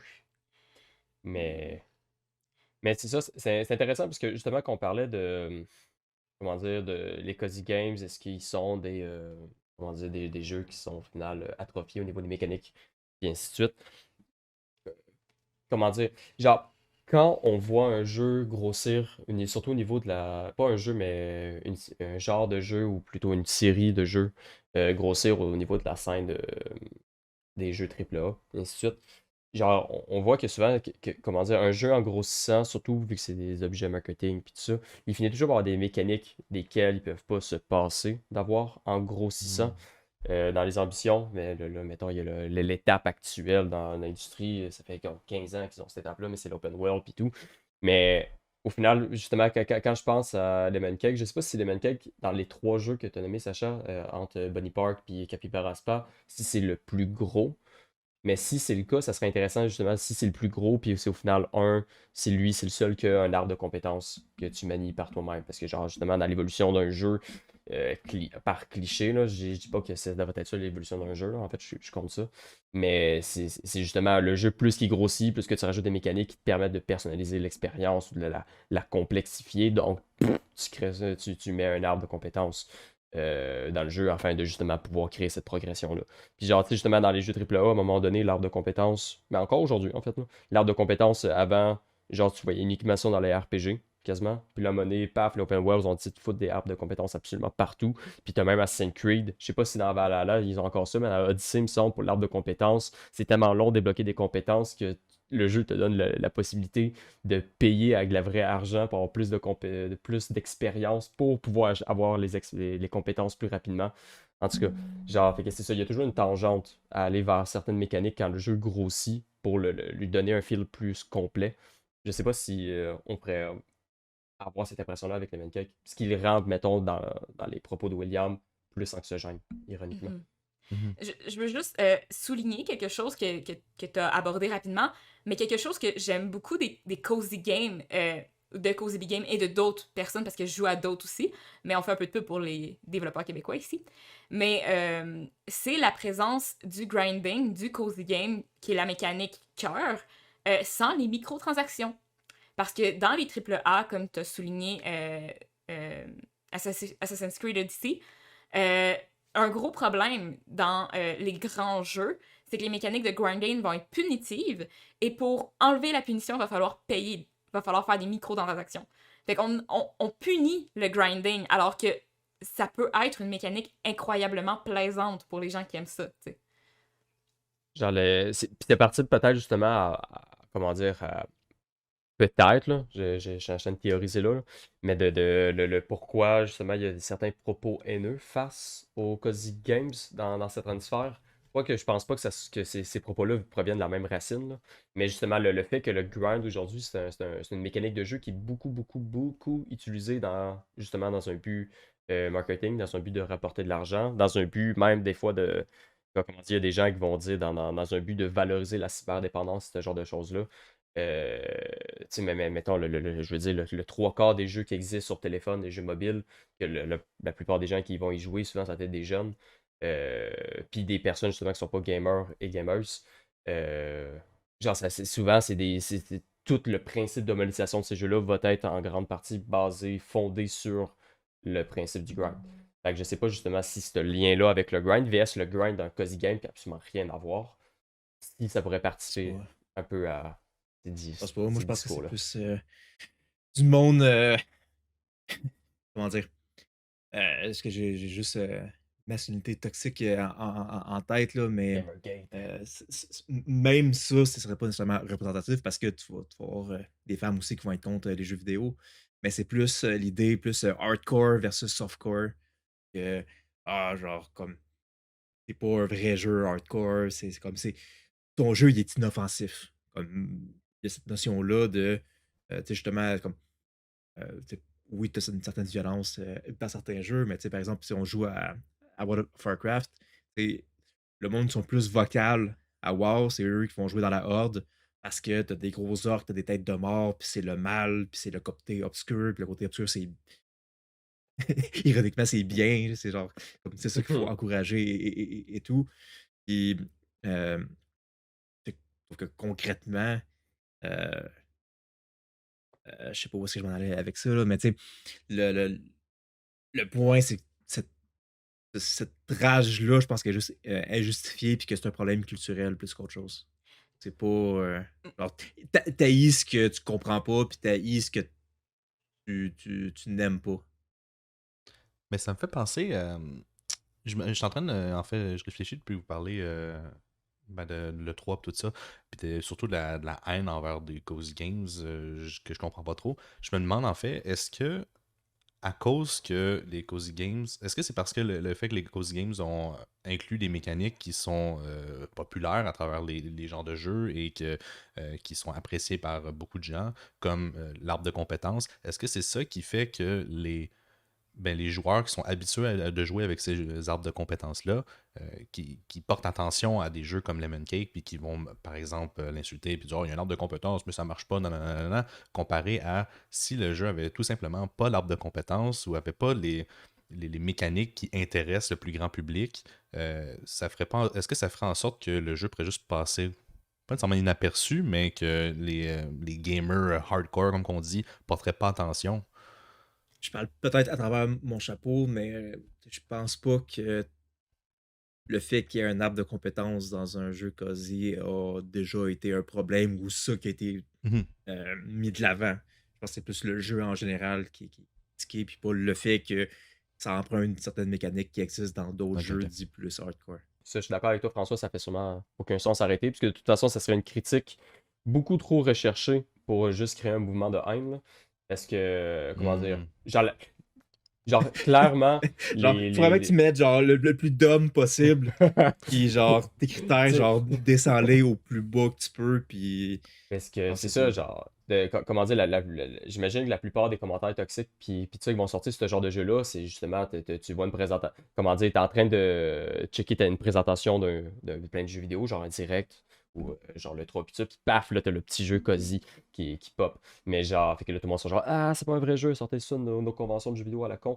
Mais genre, ultimement, genre, les gens ils peuvent pas vraiment juger le jeu, ses mécaniques, ils jouent pas à ces jeux-là. Fait qu'ils peuvent même juger le jeu sur l'esthétique, puis estimer c'est quoi les mécaniques, puis dire de la bullshit. Comme Sacha disait par rapport à Lemon Cake tantôt, genre, le jeu de surface, on pourrait avoir l'impression que c'est un jeu qui a aucune profondeur au niveau de ses mécaniques. Mais une fois manette en main, tu te rends compte que, oh shit, il y a des subtilités.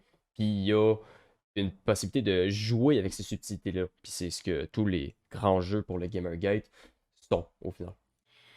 Moi, je crois, suite à la discussion sur la colère des joueurs à l'E3 et tout ça, je crois que c'est profondément ancré dans la masculinité occidentale toxique, en fait, comme ça que je vais la nommer.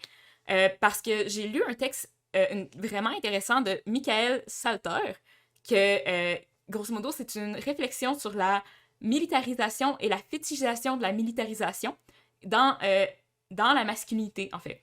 Et bien que dans ce texte-là, ça ne parle pas exclusivement de jeux vidéo, c'est quand même souligné. Mais un élément qui est vraiment important, c'est que l'auteur souligne que Salter souligne que la violence comme moyen de résolution des conflits ou des défis est profondément ancrée dans une notion de masculinité. Donc, souvent, dans les jeux, si, mettons, je prends l'exemple de la Horde, j'ai jamais joué à WoW, vraiment, j'aime pas jouer en ligne, mais si je prends l'exemple de la Horde, quand tu parlais « Ah, mais le mal, c'est le bien », peut-être le mal, mais ça va être surtout la notion de l'honneur, parce que je connais pas énormément WoW, mais je me souviens que la Horde, il y a une histoire d'honneur, n'est-ce pas? Puis, pour nettoyer son honneur, qui est une valeur complètement fictive que les gens ont donnée à un concept non existant, pour laver son honneur, il va falloir faire preuve de violence, d'agressivité. Dans les cozy games, parfois il va y avoir des défis, mais ça va être jamais en conflit. Ça va être jamais, va falloir réparer notre honneur, comme dans Lemon Cake, ou dans toutes les autres cozy games qu'on a rapidement parlé. Il va y avoir des défis, mais on va pas laver l'honneur de la boulangerie avec de la violence en battant les œufs. Non, genre... Ouais! Yeah! Non, comme... Le jeu est fondamentalement... que ce soit dans ses mécaniques, dans sa narrative, le jeu ne promouvoit pas l'agressivité et ne promouvoit pas les choses profondément normalisées dans le domaine du jeu vidéo. Donc, l'honneur, le secours, le courage, c'est comme l'héroïsme. Il n'y a pas ces notions-là dans le cozy game parce que c'est une version embellie de notre propre réalité, en fait, de notre propre confort, comme tu l'as souligné tout à l'heure, d'une douillette de confort comme jeu, en fait. Fait que je pense que c'est pour ça que ça a attiré l'agressivité. Parce que je devine que c'est principalement des garçons ou des hommes, mais souvent que des femmes aussi ont fait ça. On fait des commentaires négatifs par rapport à tout ça. C'est tout simplement confronté à une expérience de jeu qui propose une expérience non agressive, les a rendus agressifs parce que ça va contre leur rêve fétichiste de la violence dans les jeux vidéo. Puis quand je parle de violence, je parle pas tant de violence en termes d'armes, comme par exemple des FPS. Mais juste, même dans les plateformeurs plus classiques, il va y avoir aussi ce concept-là d'ennemis, de défis, alors que les cozy games sont beaucoup plus tranquilles, tu sais. T'auras pas quelqu'un qui a un Glock qui va venir te faire un hold-up. Hold-up dans ta boulangerie, donne-moi tes gâteaux au citron. C'est comme non, genre. Paf, le jeu se transforme en GTA, ça serait incroyable. Incroyable. Les mannequins Mais GTA. ce qui m'amène... Mais justement, parler de ça m'amène à tomber dans l'obligatoire cliché, pardonnez-moi, mais de parler de Dark Souls. Parce que ça n'a absolument rien à voir avec les cozy games, on pourrait croire. Mais genre, il suffit de juste écrire Dark Souls puis dépression sur YouTube, honnêtement. Puis genre, la quantité de vidéos qui sort de personnes qui disent à comment Dark Souls, ça les a aidés à vaincre leur dépression. Autant de vidéos, même genre il y a plus de vidéos de Dark Souls qui parlent de Dark Souls puis de vaincre sa dépression avec Dark Souls que de vidéos qui disent que Animal Crossing a permis de vaincre la dépression. Mais il y en a aussi. Mais genre ça l'amène quand même à se poser quand même certains questionnements par rapport à justement le rapport au défi pis tout ça qui est assez fou. Parce que comment dire, ultimement genre c'est ça dans l'esthétique dans Dark Souls genre c'est des jeux où tu terrasses des monstres pis tout ça. Mais ultimement comment dire, au niveau brut, les mécaniques de jeu peuvent être très similaires. Mais pas les mécaniques, mais la boucle de gameplay. Où est-ce qu'au final, le but, c'est justement de... Il y a une notion de répétition qui se met présente dans Dark Souls. Puis la répétition, elle arrête quand tu es capable de passer au-dessus le défi. Fait que ça, c'est complètement différent d'un jeu comme Lemon Cake. Mais le fait qu'il y ait quand même une répétition, puis la répétition, au final, c'est connaître le pattern des boss, peut amener une certaine similitude on pourrait dire, avec les cozy games, justement, qu'est-ce qu'on dit depuis tantôt par rapport à la répétition et tout. Puis tu sais, aussi, c'est ça, le cozy game, ultimement, genre, pourquoi les gens en parlent en ce moment, faut pas oublier non plus que, genre, on est dans le monde du jeu vidéo, puis définir un genre dans le jeu vidéo, c'est le fucking calvaire. Parce que, genre, c'est mélangé, c'est toujours mélangé avec le marketing. Fait qu'il n'y a pas réellement de catégories qui sont extrêmement fiables, on pourrait dire, au niveau des mécaniques de jeu puis tout ça. Fait que cozy game, c'est quand même un terme aujourd'hui qui est très marketé, qui est utilisé pour le marketing. Fait que ça dépend ça dépend ultimement si on veut utiliser le terme, soit au niveau marketing, soit au niveau personnel, ou soit au niveau des mécaniques. Ça dépend à quel niveau qu'on se présente. Je veux Mais juste... c'est ça. Fait que, Oui. ouais, Je vas-y. voulais juste apporter une rapide anecdote. Elden Ring est classé sous la notion relaxante, au même titre que Lemon Cake, dans C'est l'aspect hilarant. Steam. Sur Steam, ah ouais. Sur oh my Steam, God, ça, si vous je savais cherchez pas. les jeux C'est relaxants, incroyable. il y a Elden Ring dedans. Donc oui, t'as raison, Vraiment, il y a des similitudes. Mhm. Mais c'est ça, le. troll plus qu'autre chose. Là. C'est genre, comme, je vois très bien la communauté de Steam faire OK, on va pas ce jeu-là, puis on va tout le mettre relaxant, puis le upvote pour Mais quelqu'un qui sait pas trop, genre l'installe. Puis, franchement, j'y croirais que le monde y croive. Par contre. Par- Genre, je serais porté à le croire que les gens, genre, comment dire, les fans des Souls-like, qui y croivent que c'est des jeux relaxants. Parce que, genre, c'est ça, il y a un rapport à la répétition, il y a un rapport au fait que tu es capable de vaincre tes choses, puis que, tu sais, en tant que tel, genre, comment dire, tu sais, c'est des univers extrêmement glauques, c'est des univers qui taillissent pour mourir, les mécaniques de jeu sont là pour te faire des fuck you, mais, genre, ce qui manque, c'est que tu montes une montagne, puis il y a un fuck you sur le top, là. Mais, il y a un RPG, d'ailleurs, qui fait ça, c'est extrêmement drôle. Mais en tout cas, puis, écoute donc.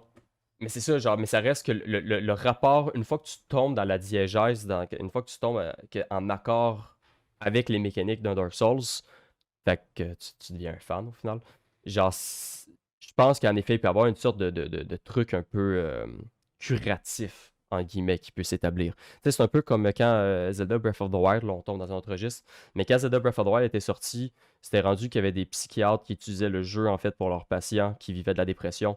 Parce qu'ils voulaient que ces patients-là puissent être dans un univers fictif dans lequel ils puissent tester des trucs sans qu'il y ait un feedback nécessairement négatif. Et que Breath of the Wild, c'est un jeu open world où tu peux t'amuser à promener dans la nature, puis que tu as un son de design quand même bon par rapport au petit prix des oiseaux, puis ça, là, peu importe. Mais vu que c'est un jeu immersif, qui n'a pas nécessairement comment dire, qui donne une liberté d'action, puis que les échecs, outre le game over, mais si on sort justement du game over, c'est un jeu qui va pas vraiment punir le joueur. C'est un jeu qui peut être repris à des fins thérapeutiques à cause de ça. Puis sûrement qu'il y a quelque chose qui peut se faire avec Dark Souls ou les Souls-like si tu te prêtes à cette logique-là. Je sais que vous faites pas nécessairement le lien direct entre. Je sais pas que Elden Ring, il y a le tag relaxant sur Steam, puis qu'il y a un effet curatif avec les Cozy Games, je sais. Mais ça m'a fait penser au fait que. Ça dépend énormément du joueur devant l'écran, de qu'est-ce qu'il apprécie. S'il y a quelqu'un qui aime plus les défis, ben de terminer le défi, ça va avoir un effet plus créatif pour lui. Tandis que quelqu'un qui aime moins les défis, qui veut plus prendre son temps à faire ses petits trucs répétitifs, ben va plus aller sur peut-être Lemon Cake ou autre. Ce qui me fait penser que presque, je veux pas dire tous les jeux, là, mais pas mal n'importe quel jeu pourrait être un cozy game si il est jumelé à la bonne personne, puis que la bonne personne a une expérience, je dirais pas thérapeutique, mais très agréable envers un jeu spécifique. Ouais, mais c'est là-dessus que je suis pas d'accord. C'est comme tantôt quand on parlait que Minecraft c'est un cozy game, même avec des mods, peut-être que tu peux le transformer en un cozy game-ish, mais selon moi, il y a une intention qui doit être derrière le cozy game. De un, puis j'étais voir justement parce que j'étais curieux de voir pourquoi est-ce que Elden Ring était considéré relaxing, puis sur Reddit, il y a beaucoup, beaucoup, beaucoup, beaucoup de ménages, de messages. Puis un des points qu'ils mentionnent, c'est se promener dans l'open world avec son cheval, puis la musique et tout. Ils disent que les combats sont stressants, mais tout le reste est relaxant et tout. Puis c'est même personne. Je sais pas pour vous autres, mais admettons que vous avez une passe plus difficile, le type de musique qu'on va écouter va différencier aussi. Il y en a, par exemple, qui vont aller plus sur la musique triste. Il y en a qui vont aller à l'inverse, écouter du gros métal ou est-ce que ça hurle parce que ça va les défouler puis ils vont se sentir bien avec ça. Je pense que, comme ça serait à approfondir, mais je pense que c'est un scénario comme ça où est-ce que c'est comment qu'ils extériorisent ou qu'ils intériorisent, tout dépendant de l'angle qu'on va, leurs problématiques IRL, puis qu'ils veulent utiliser le jeu vidéo comme échappatoire.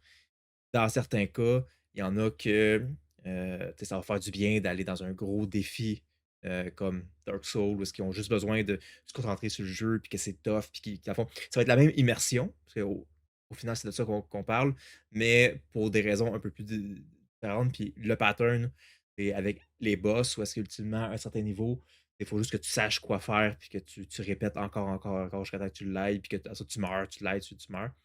Tu sais, je jamais je vais considérer un Dark Soul comme un cozy game parce que justement tu meurs Ouais, tout le ouais. temps. Ça C'est serait le principe, puis tellement drôle. c'est violent, puis comme tu peux trouver ça relaxant, mais genre, ça serait vraiment tiré par les cheveux. En fait, comme ça serait juste.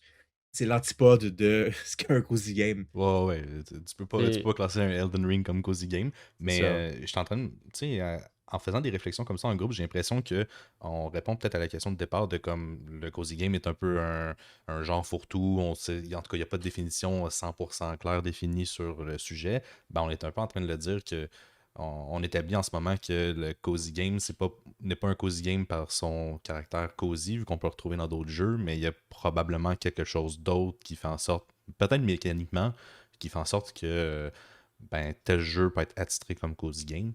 Donc, je suis en train de me demander, tu sais, est-ce que l'étiquette cozy game est plus comme une étiquette walking simulator qu'on peut mettre un peu partout dans les jeux, ou c'est plus une étiquette solide comme FPS qu'on sait clairement, de manière définie, c'est quoi un FPS?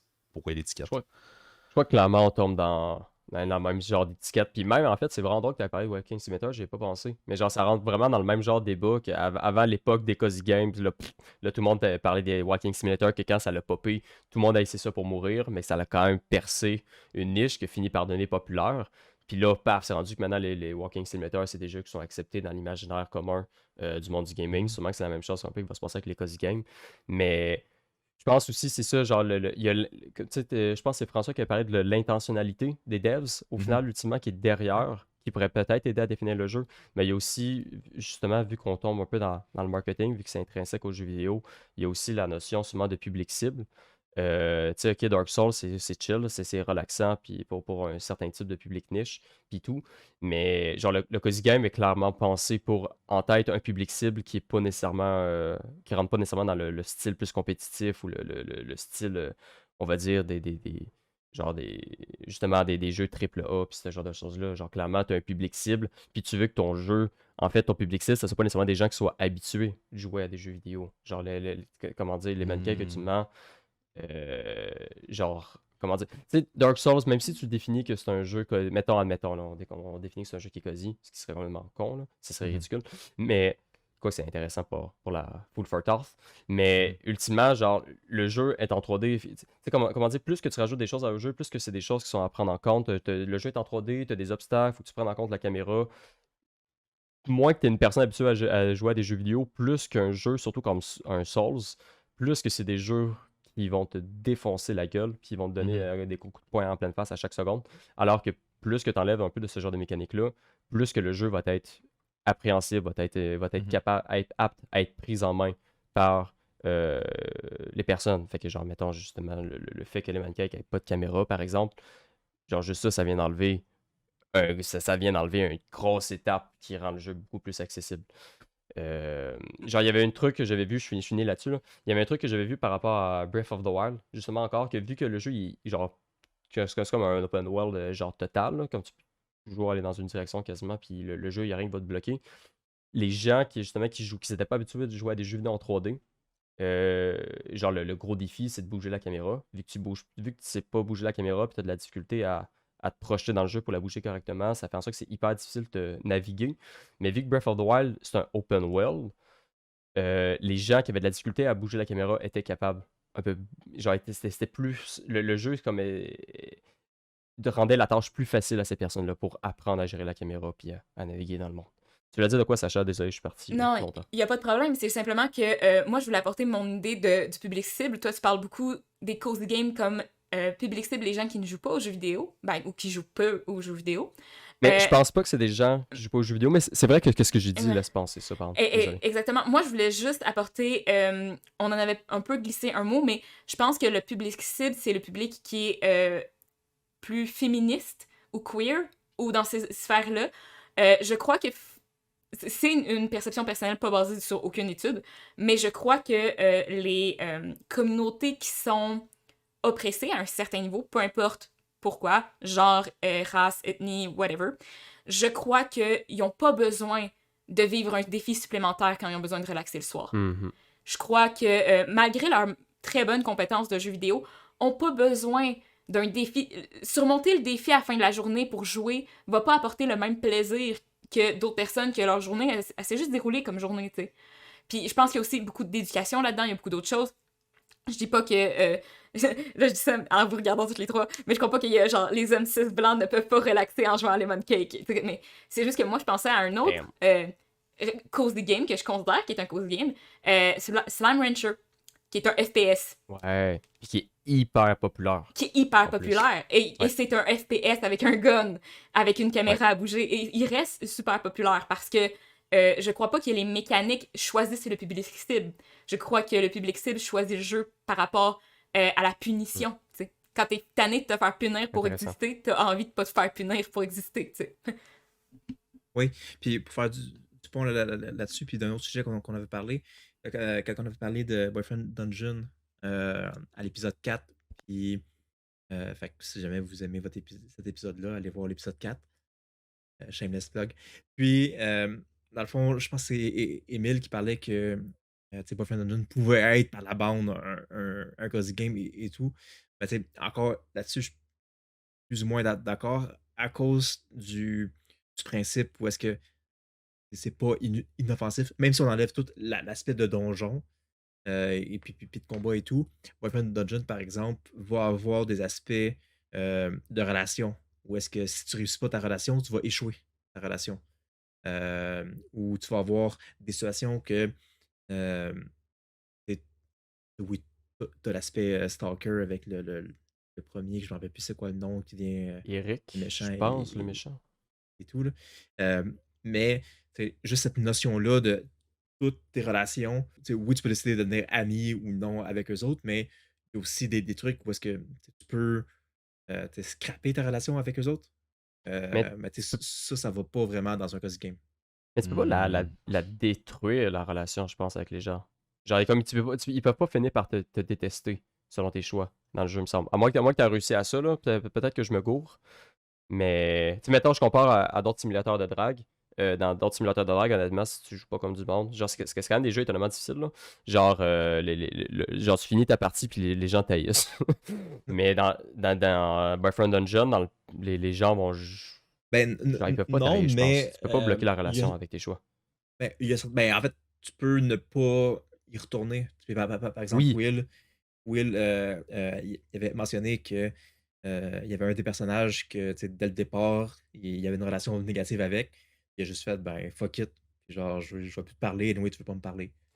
Mais ça, Euh, c'est intéressant, ça revient à un choix du joueur. Genre, le jeu, lui, en tant que tel, va pas te punir. À la limite, genre, tu fais le mauvais choix, fait que tu réussis pas à avoir une relation sexuelle avec le personnage. Tu vas juste rester dans un amour platonique, là. Mais. mais tu sais, je verrais mal ce type de mécanique-là dans un jeu comme Lemon Cake. Mhm. Admettons effet. qu'il y aurait, je sais pas, une relation, tu peux avoir avec le fantôme ou whatever, quoi, une assistante ou genre. Oh, damn, On ça parle, me puis donne plein d'idées, ça. on parle pour parler, là, mais s'il y aurait justement une relation comme ça, ou en tout cas ce type de mécanique-là, je verrais plus ou moins ça dans un cozy game. Je crois que un des éléments importants pour un cozy game, peu importe comment on le définit, c'est la notion de punition si échoue. Dans le sens que peu importe Lemon Cake, Slime Rancher, même Minecraft, si on échoue, si on meurt, s'il y a un échec, la punition est pas punitive. Tu peux rattraper, tu peux toujours rattraper. Si on prend Stardew Valley, j'ai pas joué à Boyfriend Dungeon, mais si on prend par exemple Stardew Valley, même si on se ramasse avec une relation ultra négative avec un personnage, on peut toujours l'améliorer. Jamais le jeu va nous empêcher d'atteindre une fin entre parenthèses. Fait que moi, je pense que c'est un des éléments importants d'un cozy game, tu sais. C'est bien que tu notes ça, genre, ça m'aide à me faire penser. Je pense que c'est vraiment une clé qui est là. Tu sais, comment dire, souvent, dans, justement, comment dire, un jeu peut avoir son genre principal, puis il peut avoir plein de petits sous-genres, puis souvent, les petits sous-genres, genre, si c'est genre impossible à définir, ça va toujours vraiment gros dépendre du public cible. Puis je pense que par rapport au cozy game, justement, on peut rentrer dans ce genre de problématique-là, entre guillemets, là, ou surtout moi qui s'amuse toujours à pousser un terme le plus possible, là, puis au final, c'est rendu que je le vois partout, là. Mais genre dans le sens qu'au final, c'est ça, tu sais, t'as les cozy games, mais ça n'empêche pas un jeu qui est pas pantoute un cozy games à pouvoir avoir des éléments d'un cozy games en soi. Tu sais, mettons, justement, genre, comment dire, je veux dire, genre The Witcher, c'est pas un dating simulator, là, mais t'as quand même des possibilités de romancer des personnages dans le jeu. Fait qu'il y a quand même des éléments du simulateur de drague qui rentrent dans le jeu, mais ça n'en fait pas un simulateur de drague pour autant, là. Je pense que c'est quelque chose qui est intéressant à noter. Surtout, tu sais, tantôt, en définissant le truc, je me perdais un peu en parlant de Nintendo qui avait commencé à mettre des mécaniques de jeu pour rendre ces jeux plus accessibles, surtout à partir de l'époque de la Wii. Puis tu sais, mettons, dans Mario Galaxy 2, je pense que c'est le premier jeu Nintendo qui a vraiment un gros mode assist qui pop, où est-ce que si j'étais pas capable de faire le niveau, le jeu va le faire le niveau à ta place. Puis après ça, tu as Ocarina of Time sur DS qui sort, où est-ce que tu peux rentrer dans une genre de... Où est-ce que tu peux aller à un endroit, en fait, dans un menu qui va te donner des indices. Puis selon le niveau des indices, tu peux aller chercher jusqu'à la solution pour avancer dans le jeu, faire les énigmes, puis tout ça. Tu sais, genre, ça n'en ferait pas pour autant des jeux cosy. Mais clairement, il y a un désir à rendre le jeu plus bienveillant envers son public. Puis peut-être que, genre, se pousser à l'extrême, ça donne le cozy game. Donc, l'impossibilité d'échec, comme tu dis, qui serait sûrement un facteur vraiment clé. C'est intéressant. Moi, je me demandais, est-ce que, ben, ceux qui ont joué plus longtemps à Lemon Cake, ouais, Attends une minute, Will. Comme si c'était pour te pogner une tangente, je veux juste répondre ouais, vas-y. aux deux derniers commentaires. Comme, ça revient à la notion, comme je disais, d'inoffensif. Où est-ce que, tu sais, ultimement, un cozy game, c'est la thématique d'inoffensif, mais poussée à l'extrême. Parce que, tu sais, l'échec, c'est quelque chose qui est offensif. C'est un Hmm. stress et tout. Fait que c'était par ça que je voulais dire quand je parlais comme d'inoffensif. C'est, par exemple, tu sais, comme à la limite, quand tu joues à Mario, euh, à Mario Bros, ben, tu sais, genre, tu te promènes et tout, puis tu peux, tu sais, quand tu tombes, tu recommences au début du niveau, puis t'avances et tout. Et tu sais, l'échec dans le jeu vidéo est beaucoup, tu sais, fait partie du processus de progression et tout. Mais et le cozy game va aller chercher les thématiques extrêmes de vraiment, tu sais, il va y avoir du stress, donc c'est pas des jeux qui sont nécessairement stress-free. Donc, tu sais, il y a du stress pareil par rapport à ça, mais c'est pas en lien à des menaces. Totalement. Ouais. C'était ça mon, je Mhm. pense. Non, Je- ben, ouais. Vas-tu y aller ou? Ah, mais ok, 5 secondes, au PD qu'on le coupera, là. Mhm. Mais, tu sais, justement, tantôt, sachant qu'on s'obstinait, genre par rapport à Céleste, je pense qu'avec ça, on a des meilleures pistes pour pouvoir défiler le truc. Genre, peut-être que justement, c'est ça, c'est pas un jeu bienveillant, mais à cause du mode assist, ça, c'est une mécanique d'un jeu bienveillant qui serait à l'intérieur du jeu, qui est un jeu de plateforme difficile, Mhm. d'un retry, au final. Ouais, ben, je voulais juste faire un mini bond vers un autre sujet, là, parce que ça m'a fait penser à ça. Pour ceux qui ont joué plus longtemps à Lemon Cake, est-ce qu'à un certain point, il y a une notion de perte ou juste de trucs comme une valeur qui est attribuée comme négativement, mettons, je sais pas, perdre de l'argent, quand tu vends un chat, est-ce que tu perds quelque chose techniquement? Non, moi, je veux pas flex, là, mais j'ai 45 Ok, heures sur le jeu. ok, ok. Et tu peux, à la fin de chaque journée, si vous avez marqué, il va y avoir un compte rendu de la journée. Combien de profits vous avez fait, combien de Mhm. choses. Et même si on fait brûler des pâtisseries, même s'il y a des clients qui partent, même si on oublie de servir des clients, même si nos présentoirs sont vides tout le long de la journée, il n'y a pas de négatif, en fait. Ta progression, tu peux faire 0$ dans ta journée, mais à ma connaissance, tu peux pas faire moins 0$ dans ta journée. T'sais. Mhm. Non, parce que c'est ça, je trouve que c'est un caractère qui rend ça particulièrement cosy, de genre jamais perdre. C'est même pas un truc du genre, t'investis pour peut-être avoir faire plus d'argent, puis si tu perds, c'est pas beaucoup.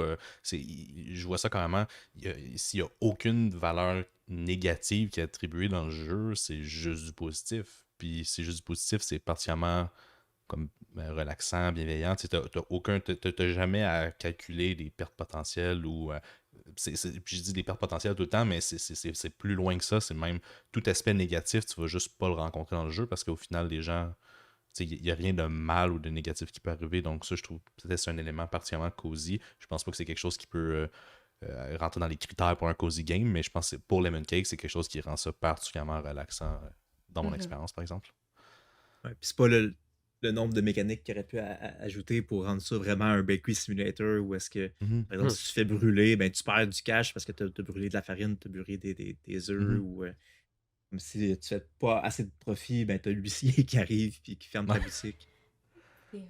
Même si tu ramasses pas les insectes et que tu laisses des insectes courir dans ta boulangerie, t'as pas de punition. Tu vas voir tes fantômes qui sont comme... Tu n'as pas ramassé les insectes, c'était un peu deg, mais tu vas pas avoir de punition à proprement parler, tu sais. Puis même là, je veux dire, vendre des chats, aux dernières nouvelles, vendre des chats à une animalerie, me semble que c'est plus tant... je pense que c'est plus tant légal, là, à moins que tu aies comme un permis d'éleveur ou quelque chose. Donc là, si vous voulez rentrer dans le sujet, des inspecteurs qui arrivent qui disent « Ah ouais, tu vends des chats, toi, ok? » Pour la défense, le thématique dans Lemon Cake, c'est comme dans les cafés-chats où est-ce que tu peux adopter les chats qui sont récupérés de la SPCA, en fait. C'est le même concept dans Lemon Cake. Ok, je voyais vraiment une affaire, genre marché aux puces. Ah, tu veux le chat orange, là, 200, 150, c'est bon, je te le passe, tu sais. Faut que j'achète mon arbre de compétences. Oui, t'as pas joué assez, mais si tu joues assez, tu débloques le sous-sol. Et là, c'est plein de cages. Non. Bon. Sur ce, le temps a passé définitivement.